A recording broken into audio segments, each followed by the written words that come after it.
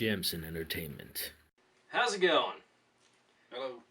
This is my brother Rich. We're going to do a spoiler review on Batman v Superman. This is the new segment, Spoiled Brothers. Name work in progress. He doesn't like it. Spoiler alert! You've been warned. I initially didn't like it. I've gone up to okay. You liked it. Why did you like it? Because the movie did what it had to do. It was long, but not long-winded.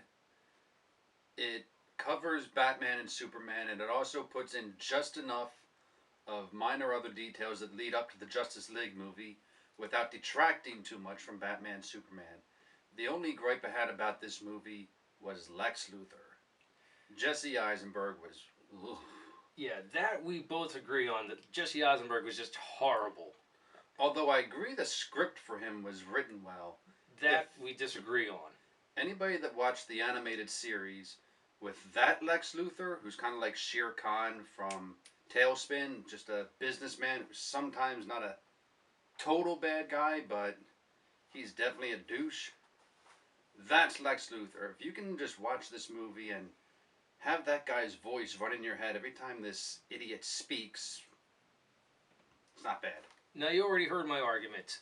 They threw too much into it. It should have been two movies, Batman v Superman and then Dawn of Justice. Wonder Woman was okay. They could have kept like the spy aspect of her in it, but not the fight, not the whole doomsday thing at the end. It was just so too much. Way too much. Why do you say it's not too much? Probably because I watched the Justice League animated series where they kind of throw a lot of stuff together into the very first episode, but they didn't make it awful. They just introduced characters like Wonder Woman in the first episode and Martian Manhunter in the first episode, and they just kind of go with it, and it turned out all right. So I've accepted that a little bit of MASH can work, and I don't believe that they overdid this. I think they overdid it. Oh. It's two movies that they tried to cram into one. It just didn't work for me. Maybe the Flash coming to Batman and a Vision was a little much, but the little files that showed like about 15 seconds of each. That part didn't even come into play. Lois is the answer, and she doesn't end up being the answer. Martha's the answer, which is, the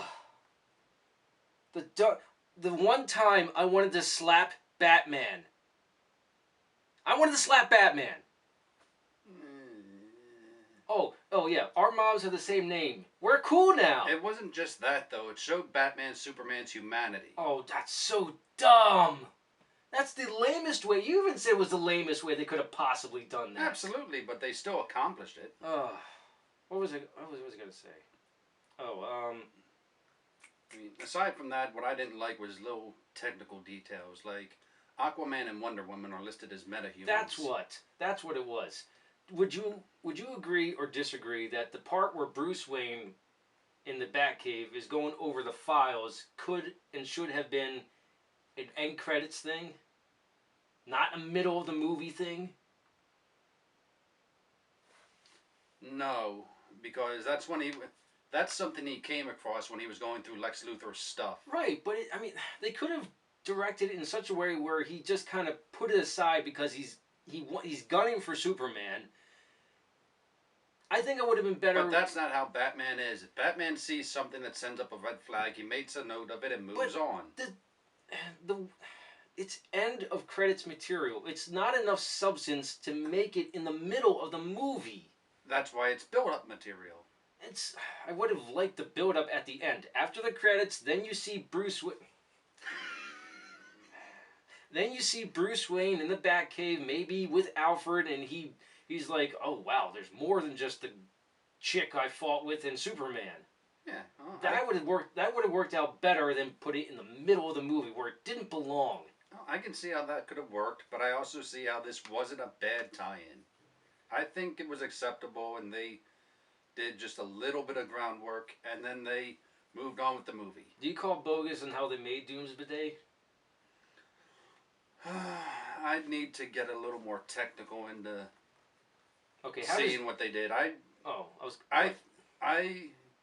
can definitely see bogus. I need to read more into it to You would need to know the origin story of Doomsday in order to say bogus on this one. They were going for a type of clone. I'm not sure.